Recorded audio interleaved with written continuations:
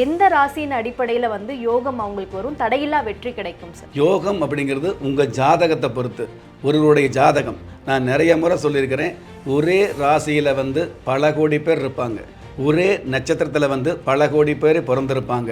ஒரே ராசி நட்சத்திரம் அப்படிங்கிறத விட ஒரே லக்கணத்தில் வந்து பல கோடி பேர் பிறந்திருப்பாங்க, பல கோடி பேர் வாழ்ந்துட்டு இருக்கிறாங்க, பல கோடி பேர் வாழ்ந்து முடிச்சிட்டாங்க அப்படிங்கிறது உண்மை.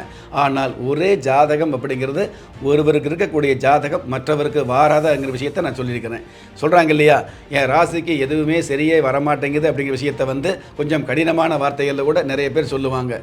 எனக்கு வந்து நல்லது நடக்கலை அப்படிங்கிறத விட இந்த நாசமாங்கிற கெட்ட வார்த்தையை நிறைய பேர் பயன்படுத்துகிறாங்க அப்படிங்கிறது உண்மைதான். அந்த மாதிரியான வார்த்தைகளை வந்து ஜாதக ரீதியாக சாஸ்திர ரீதியாக நீங்கள் பயன்படுத்த வேண்டாம். அப்படி பயன்படுத்தக்கூடிய காலங்கள் வந்து அப்படி பயன்படுத்தக்கூடிய அமைப்பு இருந்தது அப்படின்னா யோகம் வரும் பொழுது கூட அந்த யோகம் உங்களுக்கு அமையாது, நிலையாது அப்படிங்கிற விஷயத்தை உங்களுடைய வாழ்க்கையில் அனுபவ ரீதியாக நீங்களே புரிஞ்சுக்க முடியும் அப்படிங்கிறது உண்மை.